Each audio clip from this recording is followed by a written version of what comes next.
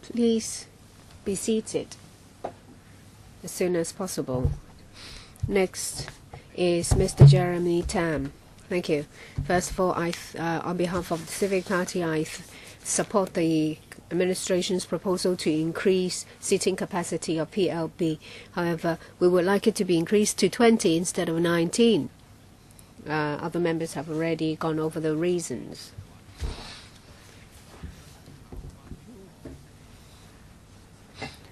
Well, apart from green or red minibuses, there are also some private light buses. They are small operators. Most of them came in with a capacity of 20 seats, and they have to put in about $120,000 to change the seating layout. Well, apart from commercial vehicles, I hope that you will also consider allowing the school buses to a seating capacity of 20. The vehicle length of 7 meters. Probably because of the road conditions. But there are lots of road sections with this restriction of 7 meters. There is one outside Ledgeco. But other than that, in normal light light buses routes, you don't usually see this restriction. For low floor wheelchair accessible light buses, there aren't many of. They are mostly over 7 meters. And the engine will have to be put at the front, and as a result, the vehicle length will be longer. If you want a low floor vehicle, then you have to take away the 7-meter restriction. You said that for hospital routes, you may consider exempting these routes, but you are not talking about light buses with low floor, just the hospital routes. But for old people, they do need low floor light buses. So back to my first point, $120,000 to alter the school buses. What do you say about it? Well, there is a statutory limit of 7 meters. And it empowers the commissioner to exercise discretion to waive that. And in order to enhance barrier-free access, and if there are environmental protection merits, we may consider exempting vehicles from the 7-meter restriction. Most of the PLBs are short wheelbase, so they can't accommodate 20 anyway. What about buying a new vehicle and change it? Sorry, Mr. Jonathan Ho. Mr. Michael Look has already spoken about employee rights, say for example their wage and also an amount that they have to put in. But for the general public, they get off the train or they get off franchise buses, then they will take the minibus. I know that when it comes to when it comes to a lot of the proposed measures, operators are quite vocal in opposition of a lot of the measures.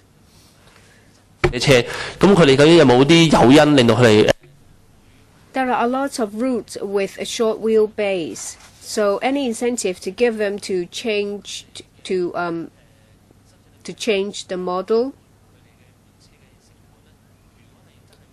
Will there be some kind of subsidy towards the replacement cost? Because without such, then it will be shifted onto passengers. I'll defer to the Commissioner.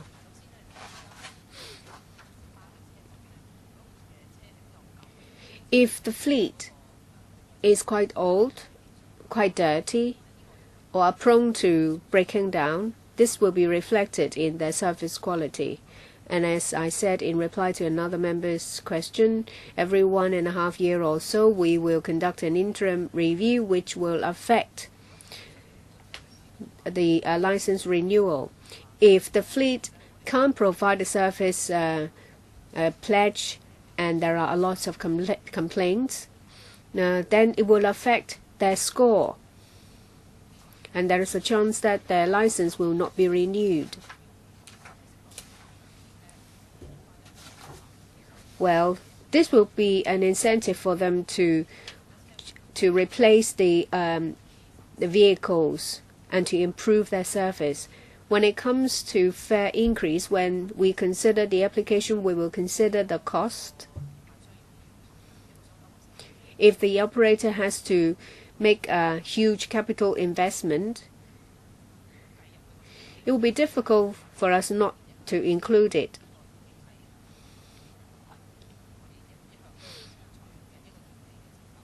But we will adopt an established formula of depreciation. We will not take into account the capital investment over a year and then allow them to increase their fare. We always apply the same formula and we give account to the same considerations for every application for fare increase. Mr. Yu Si Wing. Thank you. When it comes to increasing seating capacity, the administration is quite flexible and I think it's good. For green minibuses,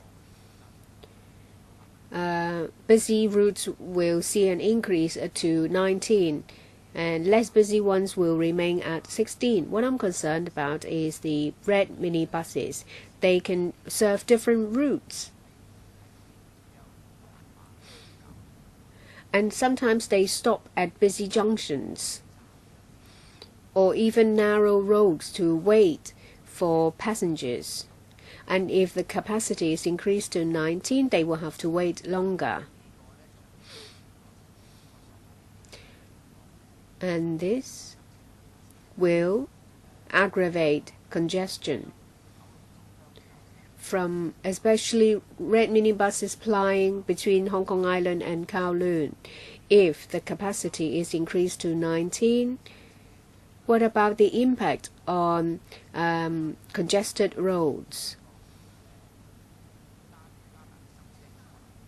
Will it aggravate congestion? And if that is the case, are there any measures to tackle this situation? And any suggestions from the trade in this regard? I'll give an overall reply. Whether to change the seating capacity or not, if there are congestions in certain sections of the road, the Transport Department will deal with it. It's been a government policy to encourage red minibuses to green minibuses because there is an overall cap of public light buses, which stands at 4,350, and 1.5% of the minibuses are red ones switching to green ones. And I would like to say this as well. Just now, Mr. Jonathan Ho talked about subsidy to help operators replace their vehicles. Well, the government has such measures in place for environmental protection reasons. For pre-Euro 4, if there is a replacement and there is a subsidy that lasts till 2019. And if this increase of seating capacity is changed, then operators may make use of the opportunity to replace their vehicles and get the subsidy. Mr. Cheng Chung Tai, Dr. Cheng Chung Tai. I see in the paper it mentioned about increasing number of seats and also service quality, as well as safety. Can the administration answer me? When it comes to service quality improvement, you talk about green minibuses, say half step at the middle door, handrails, but when it comes to red minibuses, the facilities, the fact that they wait on the road,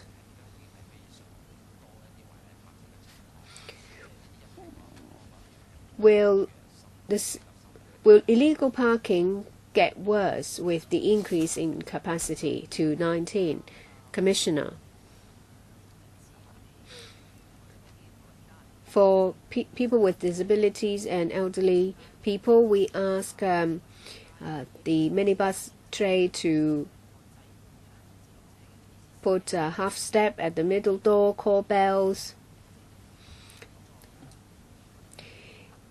We have incorporated these conditions to the operating license.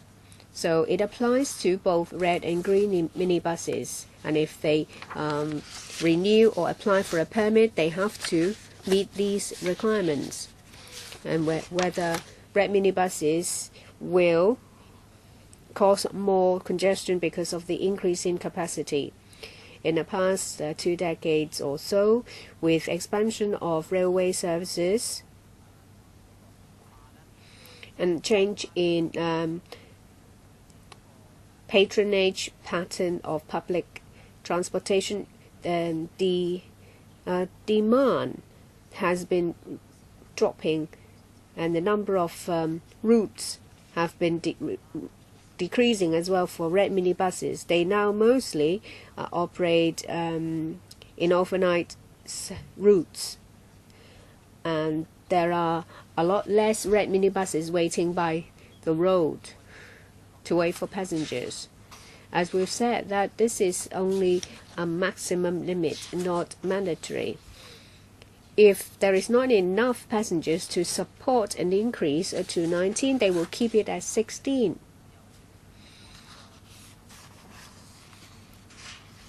And if there are just 1 or 2 seats, and the bus and the red minibus is waiting there for too long, passengers may simply get off and choose other types of transportation. But if you don't do anything about it, the situation will only aggravate. Whether there is an increase in seating capacity, safety is always our prime concern.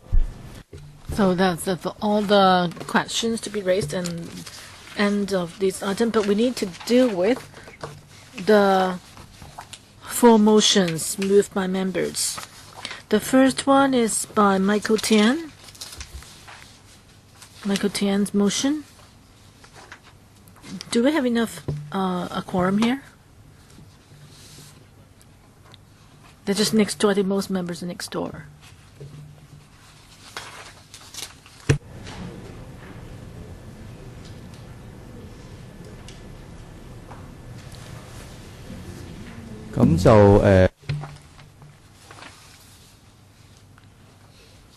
Michael Tian, do you want to claim a division? Do you want to claim a division? No need, I think. If there's no objection, we're short of 2 members. Can you call 2 more members to come here? Okay, we've got a quorum. Michael Tian, can you read out your motion? Well, with the rising number of traffic accidents involving PLBs, it's expected that those accidents are also related to passengers not wearing their safety belts. Therefore, for the safety of PLB passengers, the panel urges the government to require that all newly registered PLBs be equipped with sensors. When passengers have not buckled up, the sensors will have a beep sound to ensure that the drivers are aware of that and that the safety guaranteed. Okay, We're still short of one member because Jenkinport is not one. But okay, someone just stepped in. Do we have a quorum now? Let's do a count.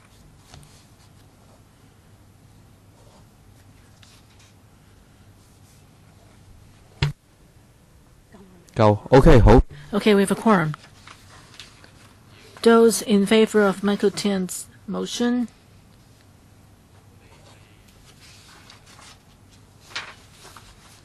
Okay, 舉手啊！如果贊成 Those in favor of Michael Tian's motion, please raise your hands. Let me count the hands.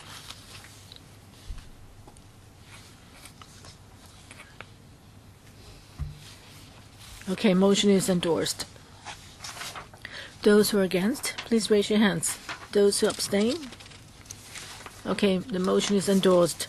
The next motion is moved by Luk Chung Hong and Ho Kai Ming. Mr. Luk, can you read out your motion? I and Ho Kai Ming would urge the government to consider, while increasing the seating capacity, they should improve the pay and benefits for drivers. That include abolishing the provision of a base salary and also splitting of profits or being high on the basis of profits by the operators. And also drivers should be provided with meal time and adequate rest time so as to ensure the service quality. Okay, members, those who are in favor of this motion, please raise your hands. You want to claim a division? No? Okay, no need. Okay, please count the number.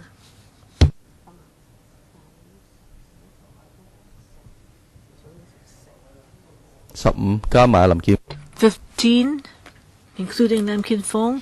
Those who are against, please raise your hands. Abstain?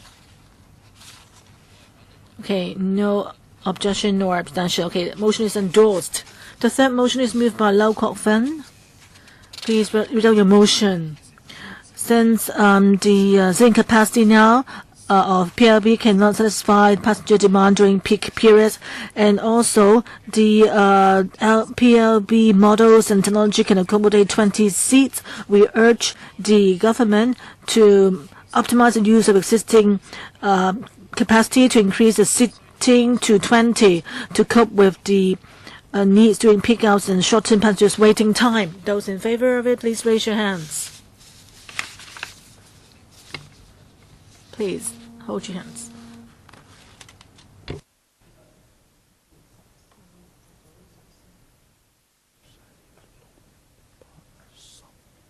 Subsay.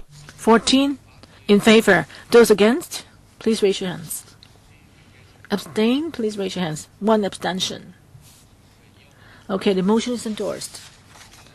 Lam Ting's motion, please read out your motion. This panel urges the government to increase the seating capacity, the maximum seating capacity, to 20. I think your motion overlaps with the other one, but I will let you have a vote on it anyway. Those in favor of Lam Ting's motion, please raise your hands.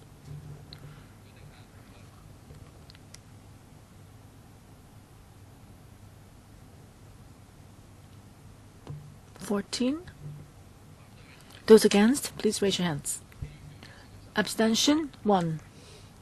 Okay, the motion is endorsed. So on the various motions, I think mainly they would like the administration to really take on board their concerns, so that when you do the legislative amendment, you would have process will be smoother. Okay, now next item on the agenda: taxi fare increase applications.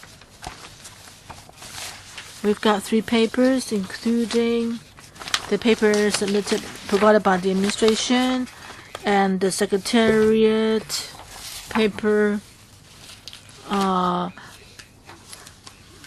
submission from taxi dealers and owners association. So please invite the administration to come in.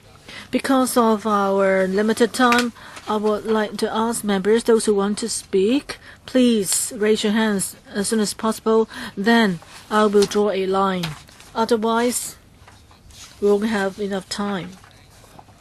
So, Under Secretary, could you take us through the paper Chairman, on taxi fare increase applications, we are consulting members. The details are in the government's paper put forward. And I hope that I want to brief you on the policy first of all on the taxi fare policy. In paragraph 4, taxis provide a personalized point-to-point public transport service. Compared to other modes of transportation, is more convenient. Therefore, taxi fares all along are higher than other modes of public transport. And because of that, passengers have requirements or certain expectations for taxi service. To provide good service, the taxi trade has to be operating in a sustainable mode. So in vetting the applications for taxi fare increase, we need to consider a host of factors, including taxis' operating costs and drivers' income, and also passengers' demands. And the criteria are listed in paragraph 4. In April this year, the taxi trade submitted to the government for a taxi fare increase. The average increase for urban taxis is 15.97%. New territory taxis is 17.35%. For long-term taxis, the proposed fare increase is 18%. Since the fare raise last time, it has been 3 years. The Transport Department has carried out a study on the taxi trade as mentioned in Annex 1 and paragraph 8 in the paper. The rentee drivers in the territory had a slight increase in their profits in real terms, but the actual income actually dropped because of fluctuating fuel prices and inflation. And we expect the inflation to continue with the risk of rising operating costs, which could eat into the income of rentee drivers. And also with the new commencement of railway lines or MTR lines, the sector is also concerned about the rising concern for taxi service quality. But drivers are getting old on the whole. Right now, 80% of the taxi drivers are aged with above 50. The average age is 58. And yet, the average net income of rentee driver is lower than the average monthly income of the public transport trade. So therefore, it's difficult to attract new blood into the sector. So we want to increase drivers' income by approving the fare increase, and also there can be more investments available to enhance the overall quality and upgrading facilities. Right now, I know that the sector has launched various measures to improve the quality. For example, the Taxi Association is discussing with the Employees Retraining Bureau, a board, to upgrade training for taxis, drivers, and there can also be chartered services. We know that some taxi dealers have promised that if the fare increase proposal is approved, then within 3 to 6 months after the fare increase is approved, they will decide whether to adjust the taxi rental costs. We would listen to members' views first, and like in the past, we will consider all sorts of criteria in deciding where to approve the fare increase, and we also consult the Transport Advisory Committee before making recommendation to the Executive Council. And the LegCo will also have to go for the positive vetting, 而家去到議員提問。 negative vetting procedure before endorsing any increase approval. Okay, so members, if you have any suggestions, please let us know ASAP. So let me now read out the names of members with questions: Nick Chiming, Nam Kin Fong, Michael Tan, Nam Chating, Charles Mock, Chen Kim Paul, Yu Si Wing, Jeremy Tan, me, and Lang Kwok Hong. Any other members with comments? Please raise your hands now. Eunice Young. Okay, who else? On this issue of taxi fare increase applications? If not, then okay, I'll draw a line. Up to 3 members have asked. Okay, Dick Chiming. I want to speak in support of the taxi fare increase applications. Why? Because over the past decade, taxi fares have increased by 18% alone. But at the same time, inflation rose by 33%. So the taxi fare is seriously lagging behind inflation. And also, paper mentions that the average monthly income of taxi drivers is about 16,000. So that's less than the median income of that is the $19,215 of the median income of people in the transport trade. That's a drop of 6.3% to 16.7%. You need to consider the MPF and the bonus, statutory holidays, and medical insurance for workers in the public transport sector. So that's another 18%, a difference of 18%. But most taxi drivers are self-employed. So on the whole, their salary lags behind the public transport sector by 25%. And that's why it's so difficult to recruit taxi drivers. Taxi drivers used to make 13,000 to 15,000 a month. So that's a gap of 3,000 with the government figure. 1,500 relates to the net income, and with adjustment, and also the another 1,500 relates to the depreciation in fuel price. But there's no guarantee for that. If the fuel price goes up, then this difference will disappear. And actually, LPG price for taxis only in this month alone increased by 10.7%, 30 cents, that is. And the fuel prices are expected to go up in the months ahead. So the income of taxi drivers would come down. That means the difference between them in terms of salary and other workers in the transport sector, public transport sector, will get wider. So if the fare increase application is approved, it won't come into effect till the middle of next year. That means there will be a gap of 3.5 years compared to the last time taxi fare was increased. And so the cumulative increase is similar to the rise in inflation in the period. If there's no traffic jam, basically more taxis on the road actually would really not cause any worsening of traffic congestion. So I do support the fare increase. Any response, Undersecretary? Chairman, I think Mr. Yik expressed his support for the proposal. One point here, right now, the proposal is made by the sector. It's not the stance already adopted by the administration. Nam Kin Fong, last time taxi fare increase, it was more than 3 years ago, and the inflation over the past few years rose by more than 13%. Maintenance cost has increased significantly, so has insurance premium.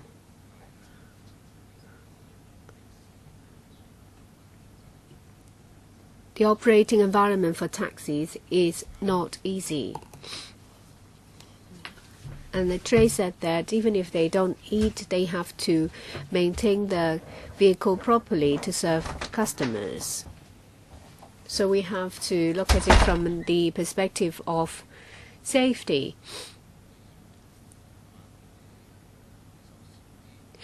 If maintenance cost has increased significantly, you can't possibly ask them to try to cut costs by not maintaining the vehicle properly. Because if the vehicle is not nicely done, then it will not be comfortable sitting in there.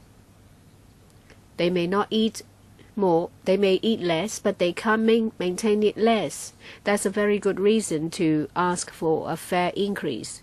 And of course, a lot of people would like to see the service quality of taxis improve, and they have complaints saying that some taxi drivers refuse fares. But there may be a lot of problems.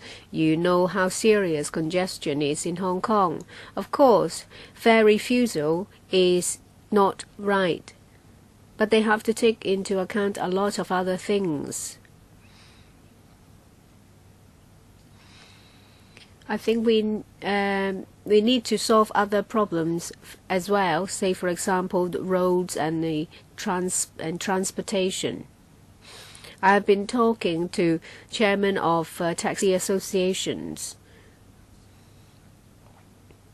They very much like to improve service quality. It takes time and it takes money. It costs money. I think the administration should talk more to stakeholders. And the taxi trade realized that they need to provide a better service and more diversified service as well. Under Secretary, Mr. Lam gives us his support, but he supports us about the general principle. The proposed fare increase are those made by the trade. We will listen to the views of the trade and we will go to the Transport Advisory Committee, and we will only introduce legislative amendment to put it into effect after it's been endorsed by the Transport Advisory Committee. Mr. Michael Tin. But every time when there is an application for fare increase, the administration will have to strike a balance between the trade and affordability. I fully understand that the trade is caught between the devil and the deep blue sea. But to the trade, I have this to say: you have to improve your service quality. My ex-assistant used to finish work at about 8 o'clock, and sometimes she would call for taxis. There was one evening when my ex-assistant trying to hail a taxi 5 past my assistant, and my assistant was asked where she was going. She said Kowloon, and all 5 taxis just flew past her. Well, I've always asked for taxis to keep proper record. If you keep proper record of all the breaches committed by taxi drivers, I'm sure that the service quality will improve. And there was an alliance. An alliance started in September. They have got about 30 taxis to provide quality service. So far, there is no complaint received. And in October 2015, the Secretary, in reply to my question seeking a written answer, so we're talking about taxi fare increase. Yes, the administration has to do something. I support the fare increase application, but you need to use the opportunity to enhance your service quality. Will you consult the Office of Personal Data and Privacy to ensure that that will not infringe on personal data? I will have a motion to move. Under Secretary, we fully understand what Mr. Tin say in relation to service quality of taxis, and we agree that there is room for improvement. But when it comes to installing CCTV, whether it will help or not, from our perspective, as long as it can ensure safety and it will not affect drivers, the installation of additional advice is all right. And as to whether it infringes on privacy, this is under the purview of the PDP, the Personal Data Commissioner. If privacy is protected, then installation of a CCTV may be all right. I'm not talking about the trade. Will you take it forward? Your time is up. Sorry, I have to deal with this. You can follow it up on another occasion. Well, after the 3 members have asked the questions, I will ask members if there are others. Ms. Lena Wong. I'll draw a line here. Mr. Lim Chuk Ting. Just now, I said that it's one of the greatest regrets to not be able to board a minibus. But the second biggest regret is there is a taxi, you hail it, but you're refused. And recently, I have experienced a number of refusals, especially urban taxis. Apart from that, there is also illegal practice of taxi drivers, diversions, so on and so forth. I know that is related to black sheep in the trade. The administration has not done enough to combat illegal practice of taxi drivers. The penalty is too light. If you go to court, it's only a fine of 1,000 or so. But if you try to deceive a tourist, you can easily get $2,000 or $3,000. So it's worth the risk. And you have to be more heavy-handed in tackling illegal practice of taxi drivers. If the increase is close to inflation, if the inflation rate, then the Democratic Party actually has nothing to say. But we do have something to say when it comes to service quality. So if you approve the application for fare increase, you have to find ways to enhance law enforcement and to improve the service quality.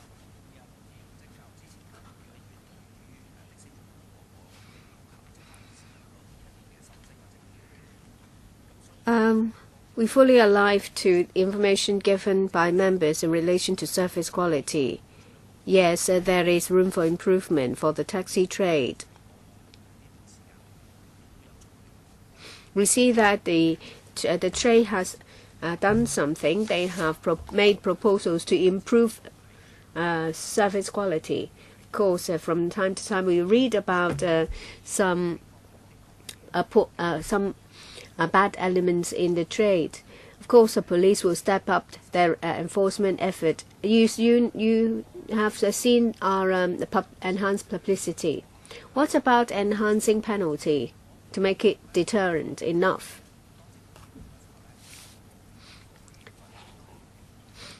It's for the court to decide on the penalty.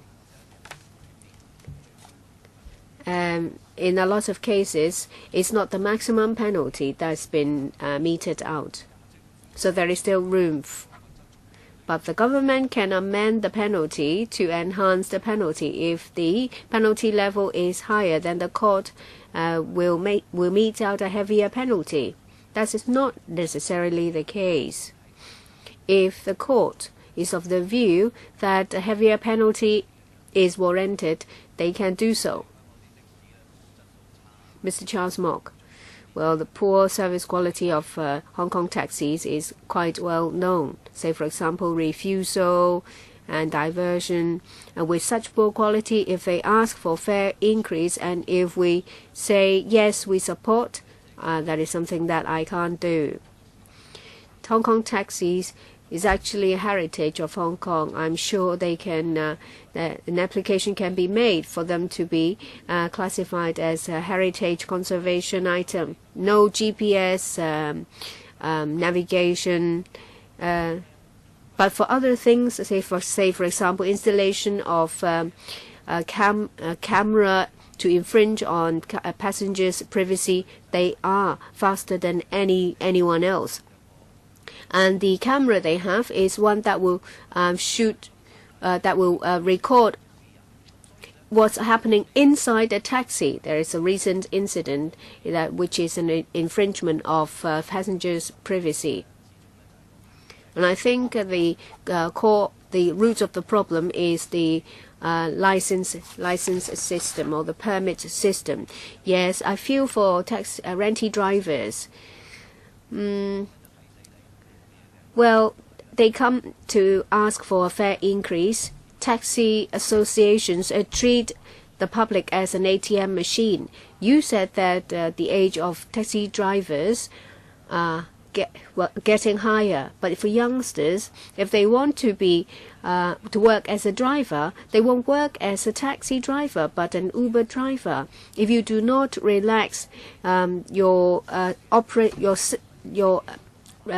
rental car system, then the situation will not improve at all. So I oppose to the fare increase application. If you want to help them, then you have to create competition. If there is competition, then they don't have to rely on fare increase. They should not treat the public as an ATM machine. If you don't do well, then you will be squeezed out of the market. I will move a motion to oppose to this fare increase application, and I will ask for a review of the taxi permit system and to relax hire car permit system to increase competition. I would like to hear from the Undersecretary. I understand where Mr. Mock comes from, but I'd like to say that as it stated in the paper, compared to other major cities, Hong Kong taxi fares are quite low.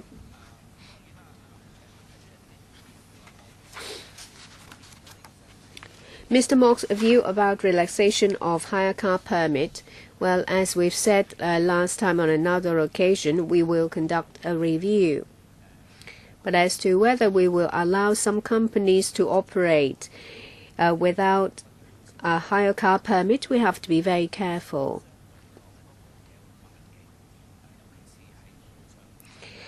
Given Hong Kong's environment, especially our road conditions, we have to be very careful.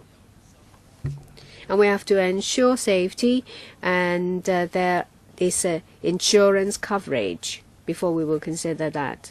Mr. Chen Kin-po, I'm not a member of this panel, and I would like to say something.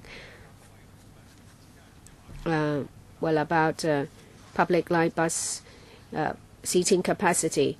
Well, I did not have an opportunity to do so, but I'd like to say it now. I hope the administration will increase the seating capacity to 20.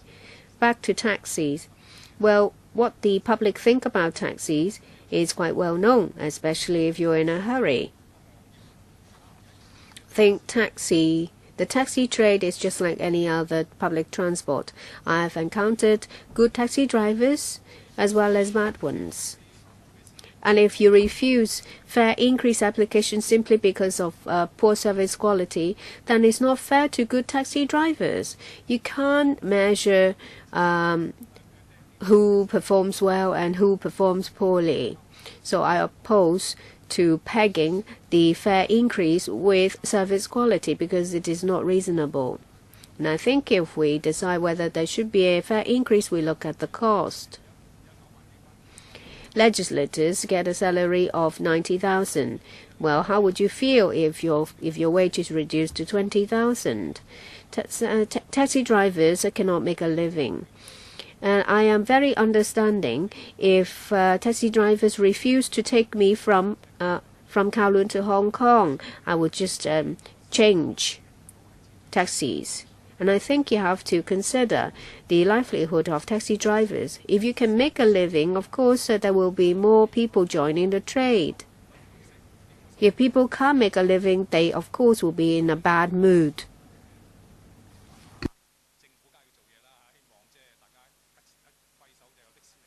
Of course, an ideal situation is that you put your hand up, there is a taxi. But you have to consider whether taxi drivers can make a living. For a number of years, there has not been any fare increase. And there is no new blood. So I support this application. I hope that the administration will work out the maps, whether it's appropriate to only have a fare increase after several years. 負擔到。 You need to consider whether the public can afford to a fare rise. But on the whole, I think the paper is reasonable, so I support the fare increase. Undersecretary, 2 points quickly. On service quality, firstly, we think that if taxi drivers violate the law by overcharging or refusing for hire, then the law enforcement authorities can take action. And in terms of politeness or cleanness of the vehicle, or where they're familiar with the environment, then I think providing more apps, taxi apps, can help the trade strengthen itself and enhance service quality. You see, Wayne? If we approve the increase, I think it won't take effect till the middle of next year. You can see the situation of the taxi trade now. Drivers are aging, vehicles are old. If they don't have a reasonable income, then I think that the taxi profession, whether it's for the drivers or owners, they wouldn't be motivated to continue operating. And that won't be good for the overall image of Hong Kong either. So reasonable fare increase, I will support it. But an increase of more than 10% in one go, that may not be acceptable to the public. You may recall, well, they may not remember when was the last time fare increase was raised. You need to consider how the public can adjust it or accept it, the fare rise. We all face inflation. Many means of public transport also faced with the need to raise fares. So since this is a regular issue, so would you consider just set the rule of having a review every 2 years instead of waiting for the taxi trade to propose a fare increase? And, then we end up having to consider the same points again and again. Like this time, I think we are expecting a more than 10% fare increase this time. And as you can see from the paper, the income has dropped. But people will need to adjust to the fare increase of more than 10%. So why don't we set a rule of having a review every 2 years to set up a mechanism for the trade to sit down with us to talk about inflation and the need for possible increase. And when inflation level drops, then maybe the rate of increase will be lower. So that can spare us from a hefty increase all of a sudden. Yes. On the one hand, we need to balance public affordability, how much they can afford, and also the differences in fare increases among various transport modes. We need to balance that with the risks of rising costs facing the taxi trade. So we do need to strike a balance. All along, under the current mechanism is the taxi trade that would propose a fare increase whenever they see the need to. Every year, they can submit proposals for fare increase if they want. But no matter what, the government will have to look at the rationale, assess the rationale for fare increase. And we also need to consult members' views and also consult the Transport Advisory Committee before making a recommendation to the Executive Council. If we can compress the entire process or the time needed, that would be good. But, in electrical alone, there are all sorts of views, and sometimes the process itself can be longer. I think we need to respect the trade to give them the say or the right to submit applications for increases as they see fit. Okay, I will extend the meeting by 15 minutes. Next one, Jeremy Tam. Well, I am opposed to the taxi fare increase. Members, please listen to my rationale. If you look at the previous fare increase, which was in 2013, 7 to 9% increase. Now we're talking about an increase of 16 to 18%. That's a hefty pay rise.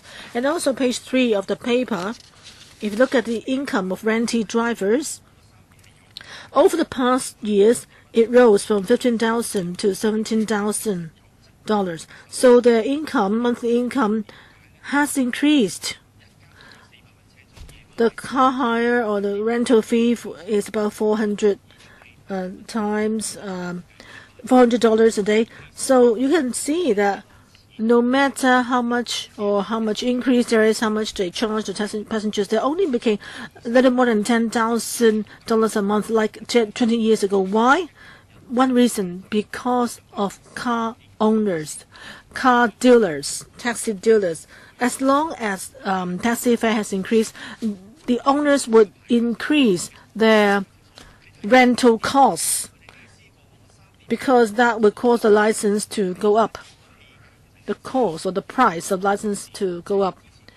In 2014, the fuel price was $4.18. Now the price dropped to $2.7. And that added to the overall cost.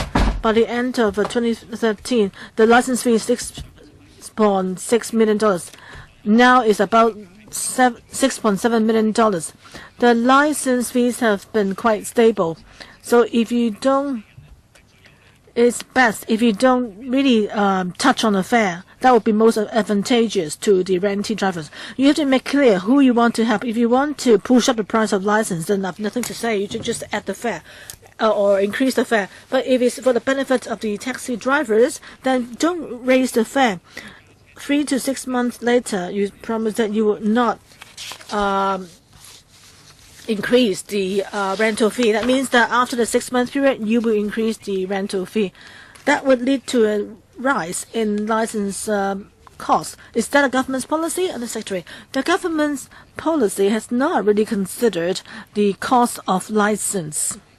Even in considering whether to adjust the taxi fare, we will not consider the license cost. Over the past year, the license cost has fluctuated, but our understanding is that the rental costs haven't been increased. So even if the rents are at a stable, even just because it's not happened, if you add to the fare, then the rental would go up.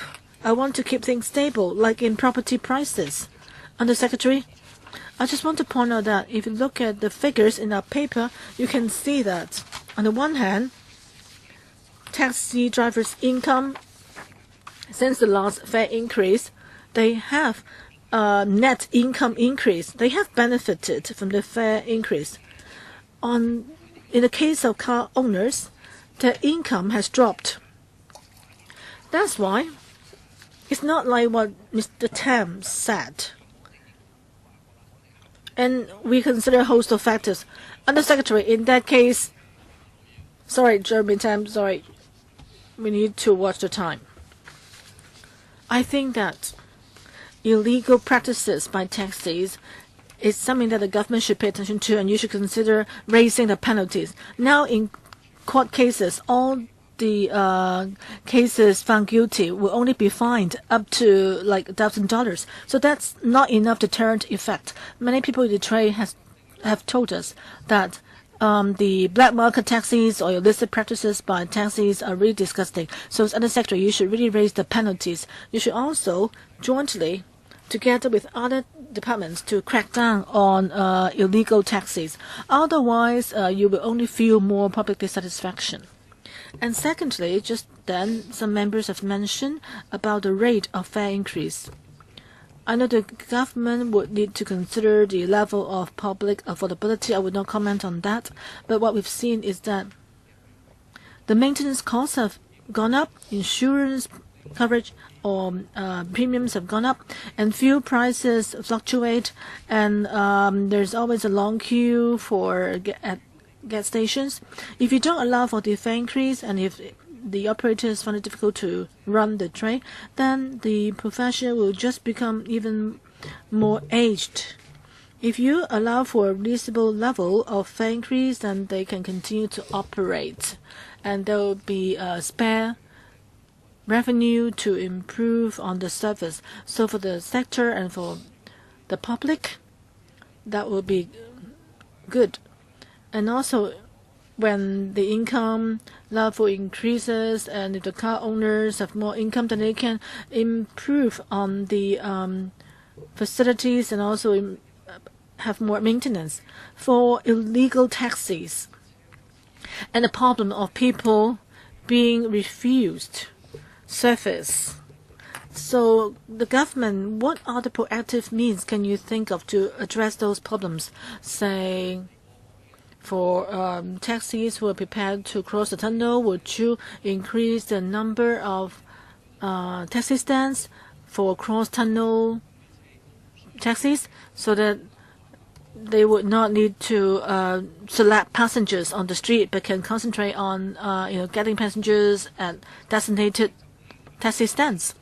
Under Secretary, you are saying that we need to strike a balance in relation to the fare increase issue. That's in line with what we're thinking. As for measures that can provide convenience to people trying to cross the tunnel, we will consider what's feasible.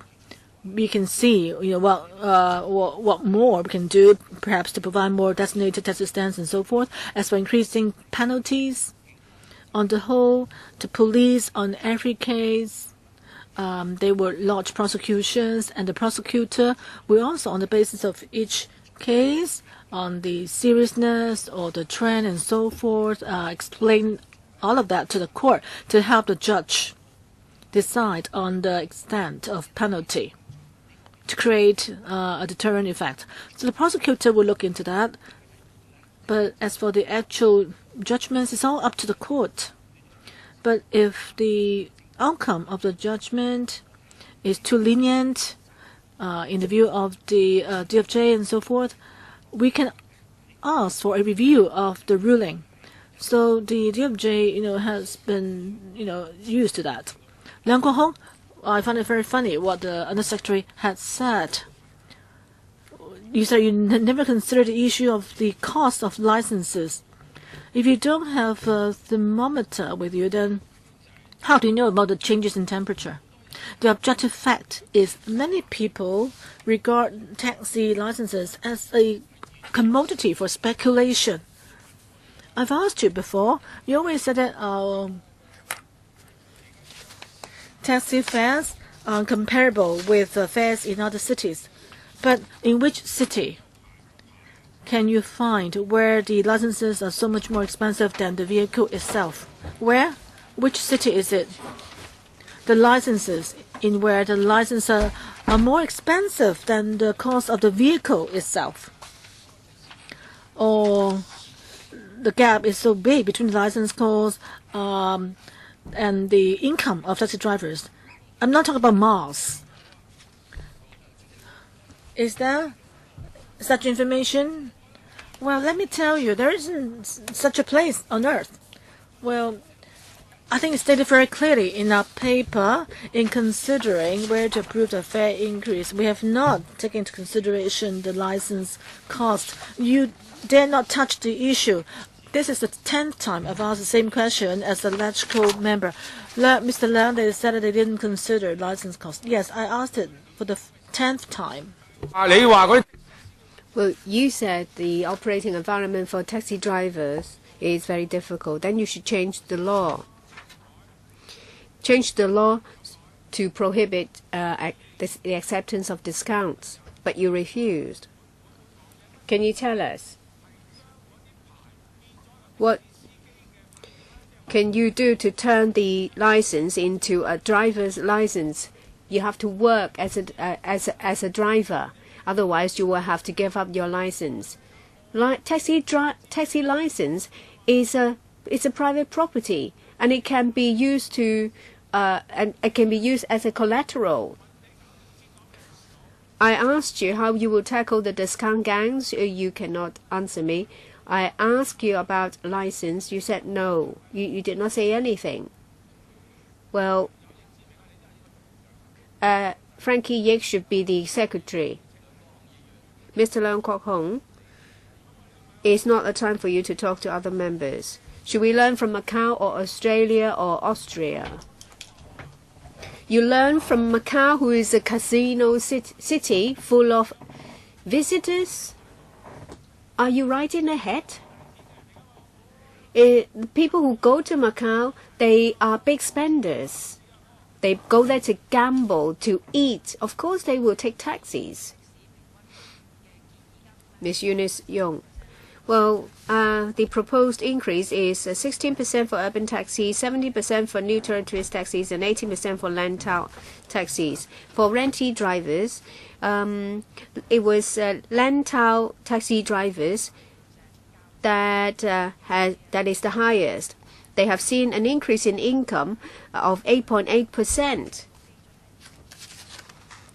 So how do you gauge the different percentage of increase?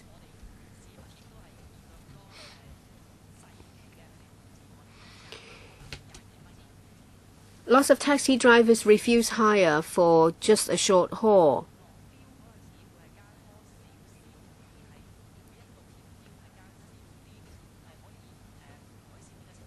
So, will the situation improve if there is a slight increase for flag 4 and just a bigger increase, a smaller increase in each jump?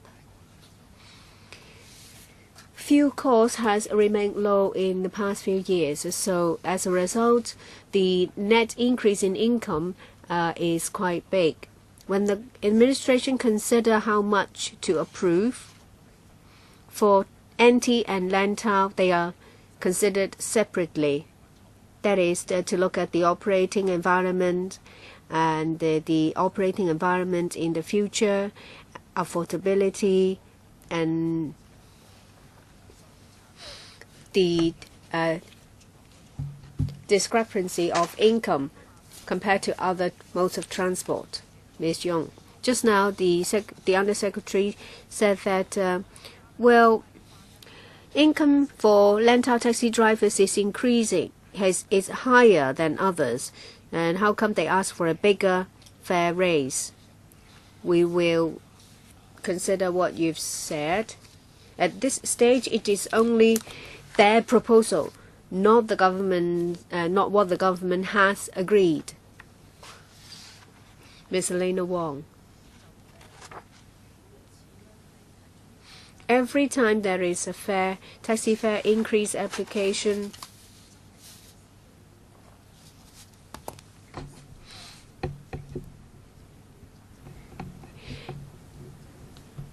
taxi drivers themselves will come out to say that they don't agree because the fare increase will benefit not drivers. If you talk about drivers' livelihood, difficulties, and also inflation, of course we'll consider that. But every time when there is a fare increase, they have to work harder because vehicle rental will increase. And I don't know if you have actually talked to taxi drivers themselves. Have you done that? Undersecretary. The Transport Department is in close liaison with the trade. That includes owners, owner-drivers, rentee drivers.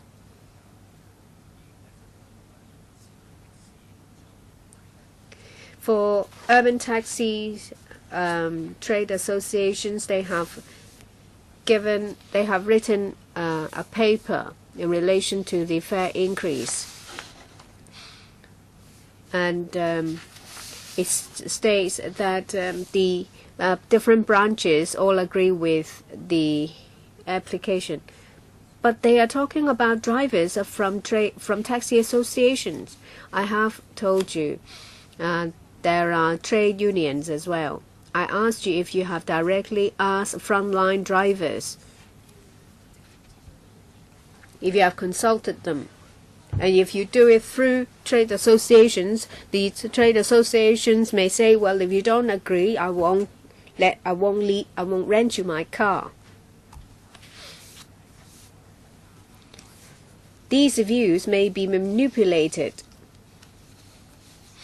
I told you it's a labor union which represents frontline drivers. How many of them are there?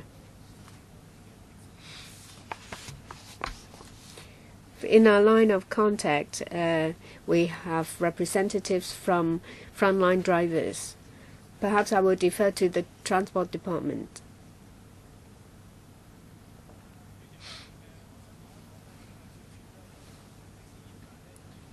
The department has regular meetings with the taxi trade. If we want to know whether we get the support of frontline drivers or labor unions, well, we see that most of them have expressed support, and we approach not just one or two labor unions, many of them indeed. And some taxi associations may not be just may not be just a labor union, but a lot of them represent frontline drivers. So we have listened to the views of frontline drivers, and a lot of them support this increase. So can you give us a list of the bodies that you have consulted? Yes. And I have a proposal to amend Mr. Michael Tin's motion. There are motions, there are amendments. I will need more time. And there may be quorum bell. I will extend this to 1:15.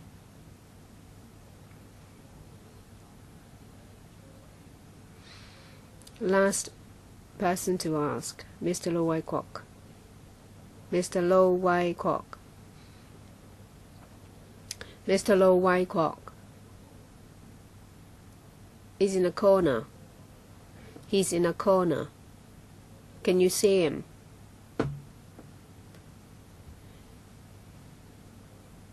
Something wrong with your microphone. Perhaps you should change to a different seat. Mr. Lo Wai Kwok. Yes. Thank you. The BPA maintains close liaison with the taxi trade. We've actually spoken to the trade association, labor union, renty drivers, owner drivers as well about this taxi fare increase.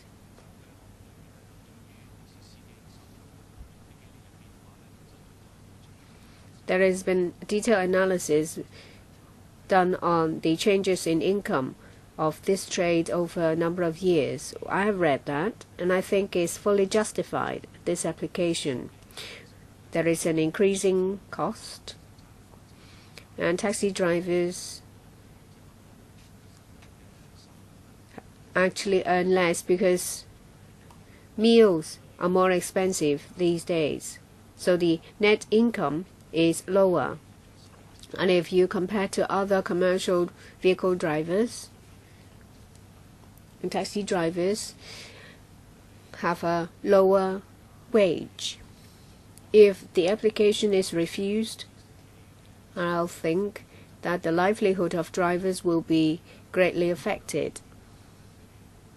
Of course, when it comes to fare increase, people will not find it easily palatable. People are concerned about the service quality of taxis, but there are some good quality taxi drivers.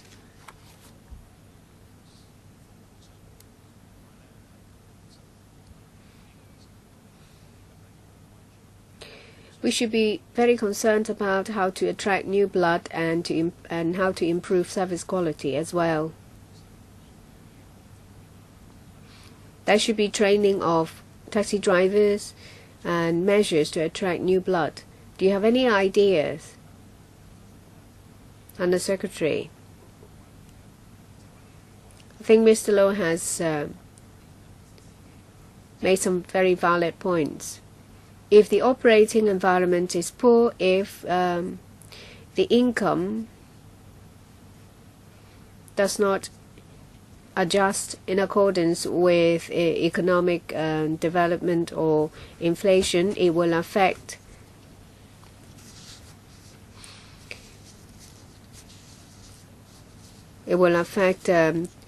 the ease to attract new blood.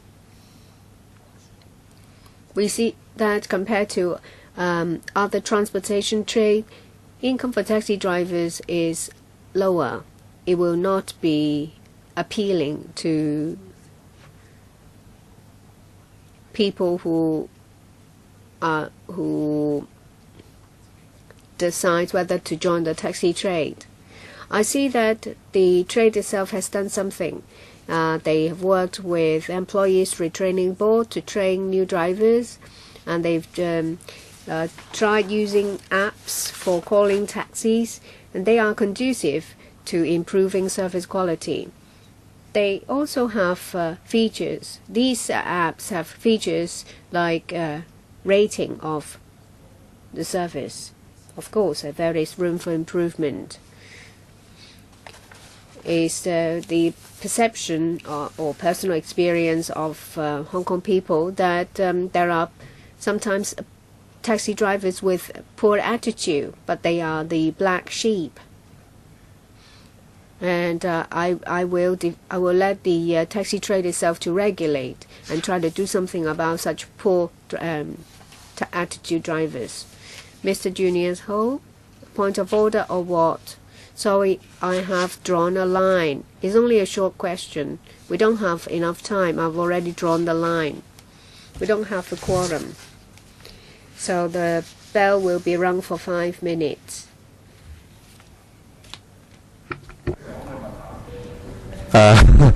唔係等緊嘅時候，我係希望佢哋去講嗰啲議案嘅，所以咧。While we wait, I would like to use the time for these movers to deal with their motions. Mr. Charles Mock.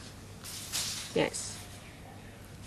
My motion is to ask this panel to oppose to the taxi fare increase application and to urge the administration to review the taxi license system and to study on relaxation of the hire car permit mechanism to increase competition, thereby improving service quality.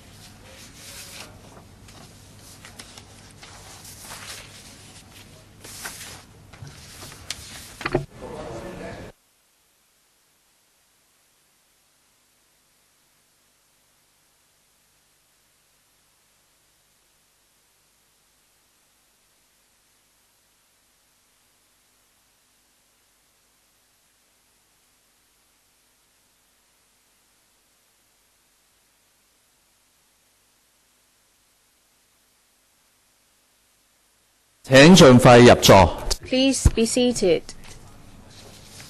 Please be seated because we have to jot down where you sit. We don't have the electronic voting system. Please get to your seats. Sit where you were sat because we have to jot down your names.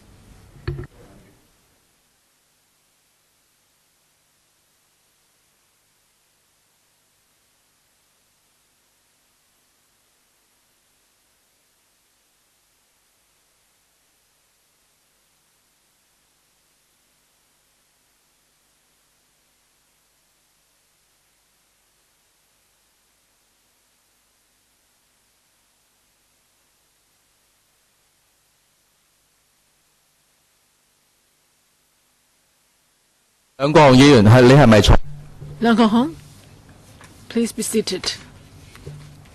Because I need to associate your names with your seats. Pt2, where are you going to sit? 係啦，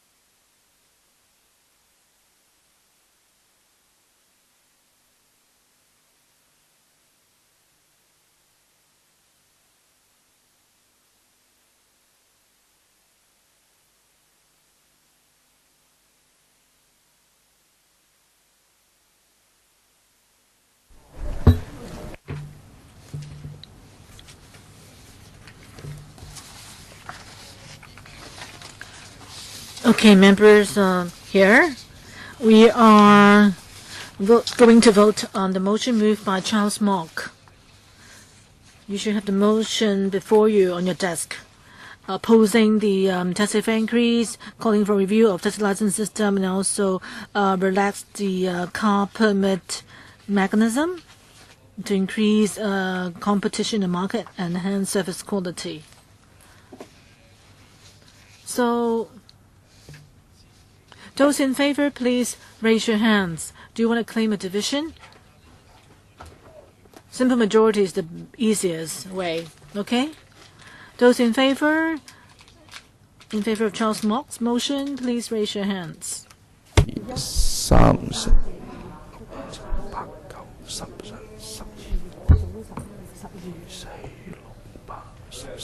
位。 12 of them. Those against, please raise your hands.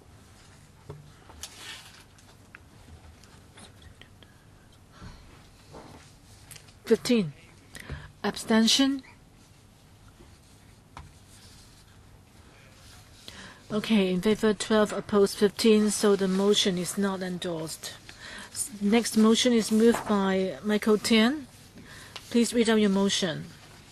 Excuse me, there is an amended version, so we need to go for the amended version first. Helena Wong? Well, Michael Tian's motion has got some factual errors. Therefore, I need to amend it because it says it's got positive reply from most people, but with the installation of the CCTV in camera in taxis, we saw the incident where breastfeeding was captured on camera and uploaded onto the internet. So, and yesterday we asked the privacy commissioner already about whether it's the infringement of the privacy law, and I had a meeting with them yesterday, and they told the taxi trade that if they capture the action on camera and also capture the sound as well, so that would be a violation of the law. Do I need to read my amended motion? In view of the application fare increase by the taxi trade, most members of the public have much reservations on that, particularly they complain about the reviews of high by taxis and also overcharging and bad attitudes. Such complaints have risen in large numbers. And in September this year, an alliance of the taxi trade have installed CCTVs in 10 taxis, but the privacy commissioner has pointed out that capturing passengers' acts on camera and also capturing the sounds is a violation of the privacy law. We would urge the government to consider, while considering the taxi fare increase application, carry out an investigation into whether the installation of CCTV is against the law. And we urge that we should ensure service quality of taxis and protect passengers' privacy. Okay, Michael Tian, what do you think? I didn't make it clear in my motion. I urge that we should implement the installation of CCTV in taxis as soon as possible to only install CCTV system to capture any acts by taxi drivers only to capture the acts of taxi drivers. That's the intention of my motion. Okay, you're clear about the differences? That is Michael Tian's motion. It's to install CCTV in the taxi to shoot only the taxi driver. He just made a verbal supplement. Okay, you're clear about the motion. I will first of all ask you to vote on the amended motion. Those in favor of Helena Wong's amended motion? That is her amendment of Michael Tian's motion. Fernando Zhuang? I think based on the rules of procedures, we must have a written motion, but not a motion backed up by supplementary verbal explanations. 22B said very clearly. And Helena Wong's amendment motion is based on Michael Tan's original motion. And now Michael Tan just moved another motion. It's really confusing to me. So Michael Tan, since there is this concern, why don't you, again ask the secretary to circulate to us your amended motion? Because of time, I just want to save time and papers. I wanted to actually save time and papers initially. Okay, so can you just project the amended motion of Michael Tan on the screen? Tanya Chen, have we passed the official time? Because you extended the meeting by 15 minutes. But can you now at this moment move an amendment? Your amendment should be done within the official time. I asked members to extend the meeting. Now we are in the official time. Sorry, Chairman, you've mixed things up.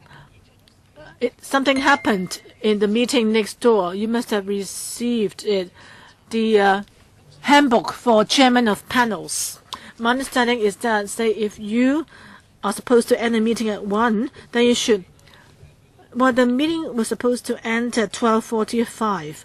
Yes, you were supposed to end at 12:45. Before that, you accepted all the motions and you voted on them, but you can't deal with new motions in the extended time. That's my understanding. If you are not clear about the clause, you can take a look at the handbook. So, Secretary, please check it for me.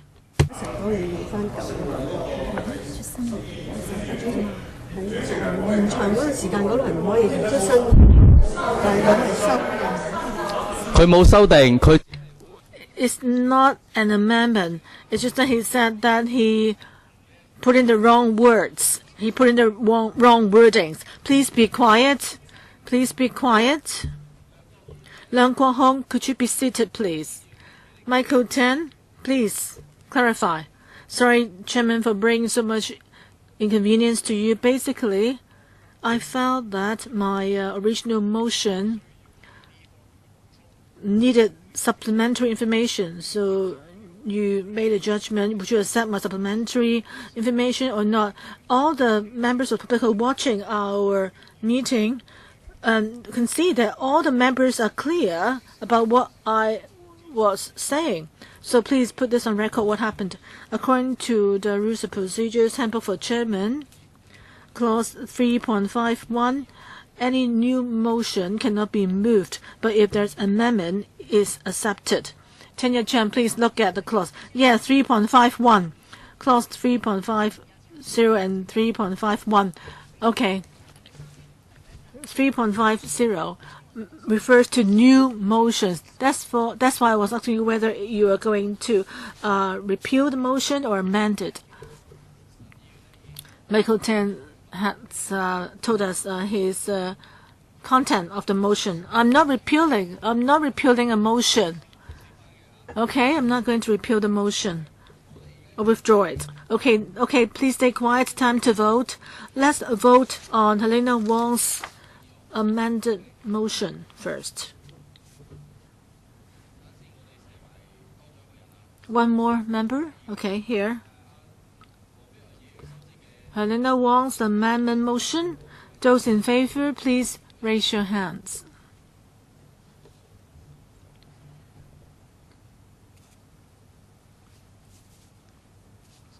$15.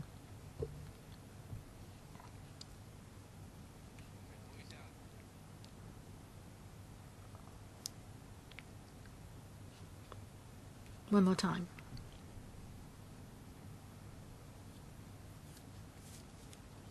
14. Do those who oppose, please raise your hands.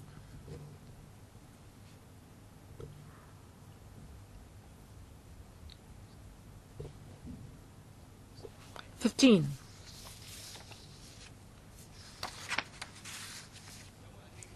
Any abstention? Any abstention?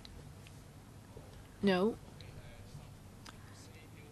14 in favor, 15 against. So the amended motion is not endorsed. Michael Tian's motion, please project it onto the screen.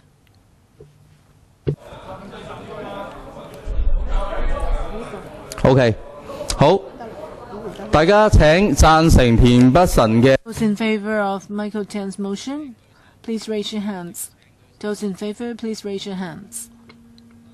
而家佢係已經 Please note that this is a motion concerning having the CCTV system capturing only the acts of taxi drivers. Those against, please raise your hands.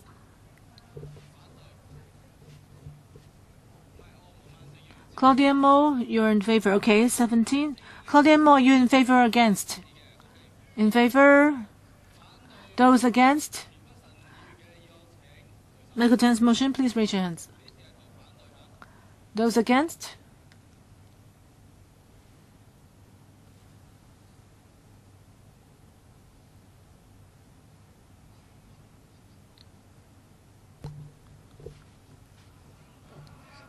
$14. Those against 14. Any abstention? No? Okay, so the motion is endorsed. Because of time, we can't discuss the last item. We need to discuss it next time at the next meeting. And that's the end of the meeting. Any AOB? No? Okay, meeting adjourned.